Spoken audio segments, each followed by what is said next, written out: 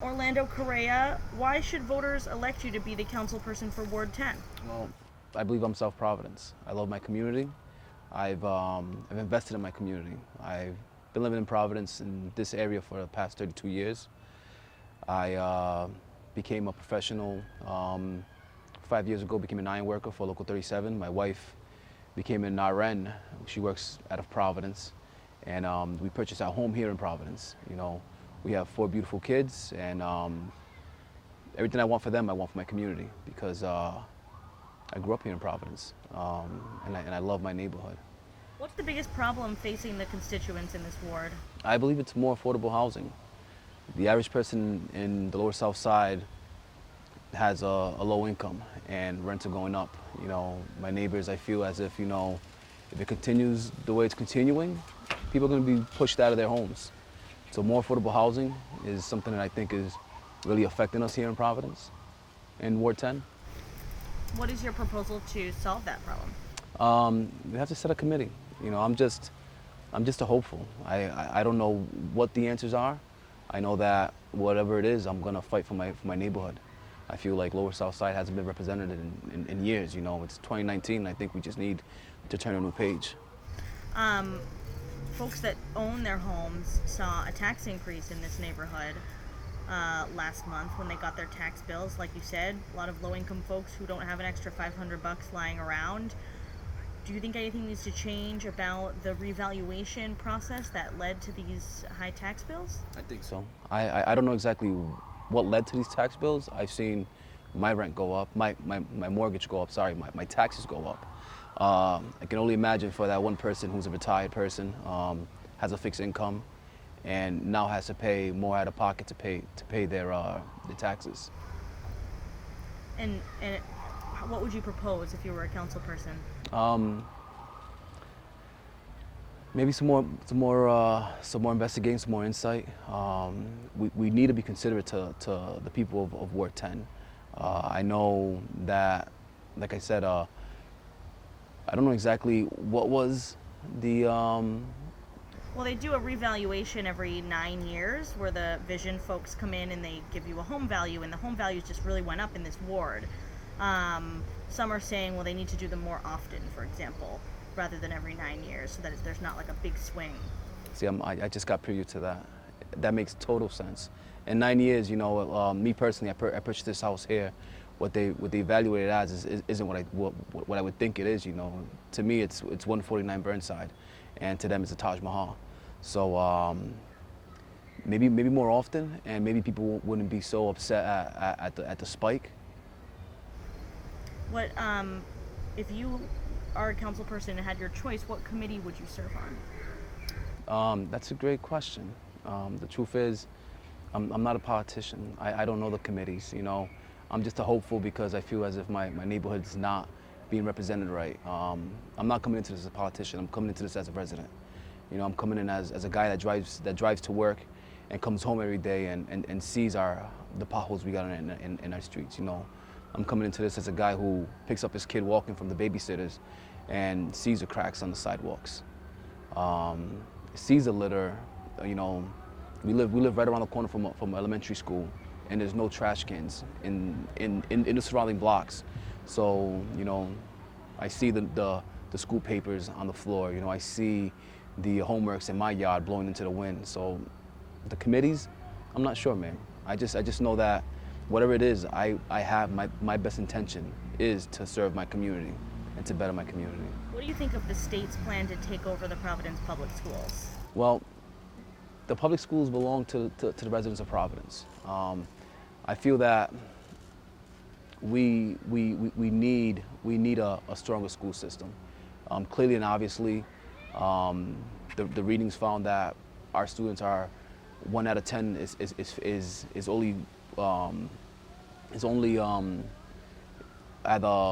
either at grade level or exceeding, and we both know that's not the way it should be. The school system of Providence has failed not just the kids that are in school right now, but the kids that have graduated.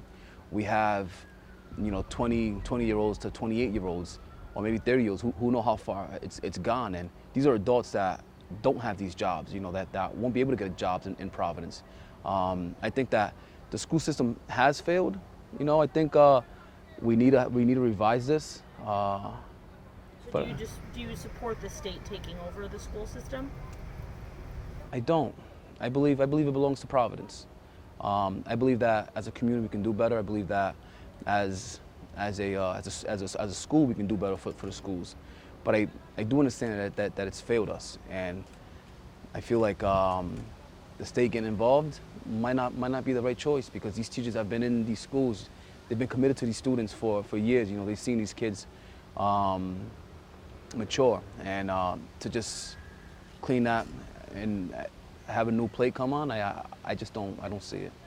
The city, as you know, has a long-term fiscal problem. There's a $1 billion unfunded pension liability. Mayor Lorza had tried to sell or lease the city's water supply to pay for that. That was scrapped. How would you propose to contribute or try and start solving this long-term fiscal problem? Well, we need more properties that pay taxes. We don't have enough taxable property in Providence. We have a beautiful lots in downtown that can be built on, and we're not using them to full capacity. We need more residential properties that we can tax on. We have this beautiful waterfront here on Allen's Avenue that's not being used. The city runs on taxes, and right now, the homeowners are the ones paying these taxes, and it's a burden for us, and clearly it shows. I believe that we need to focus on building our downtown, bringing new developers and able to be able to tax these developers. If you had to grade Mayor Lorza and the job he's been doing, how would you grade him? I'll give him an 8. I'll give him an 8. It's a hard job. I think anybody can say they can do the job better, but once you're in that seat, that really determines if you can do the job. Anybody can do someone else's job just as well as they can, but no one really knows what's on the table. No one really knows how difficult the job really is unless you're in it. Finally, the reason we're here having this discussion is because this seat became open following a plea by Luis Aponte to charge of embezzling his campaign funds. That's why this seat is open. He has been the council person in this ward for 20 years. So how do you get your constituents sort of invigorated and about this election, and also trust their representative in the city when their most recent one is now a convicted felon?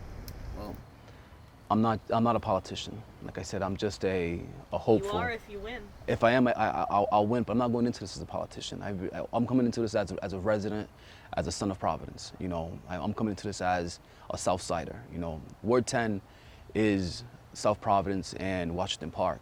Washington Park for the longest has been represented well. If you drive into Washington Park, it is a whole different community than South Side. And I believe that you need somebody to represent both wards, not just one area. I'm the only South Sider really running. I grew up in this neighborhood. I love my neighborhood. Me and my wife, we could have chose to move anywhere, but we chose to stay in South Providence. We love our community. It's a melting pot, And I'll tell you a quick little story. When I was canvassing in the neighborhood, I went to this bodega down the street to order a cup of coffee. And this gentleman who was Laotian ordered the cup of coffee, clearly spoke English and spoke his native tongue, but he ordered the coffee in Spanish. And that just melted me away, because that's South Providence. We're just a melting pot. South Providence isn't just one group of people. It's an identity. It's who you are. So the reason why I would ask the voters to vote for me is because, I see it. I own a single home. I don't own a triple decker. I don't rely on rent. I know what it is to have a single home and have the worries of just owning all your bills. But then I also know what it is to be a Southside renter. I rented for a good part of my whole adulthood until I was 35 years old. So I feel like I understand my community better than most, or I'm more in tune with my community. Thank you. Orlando Correa, Democrat of Ward 10. Thank you for joining us. You're very welcome.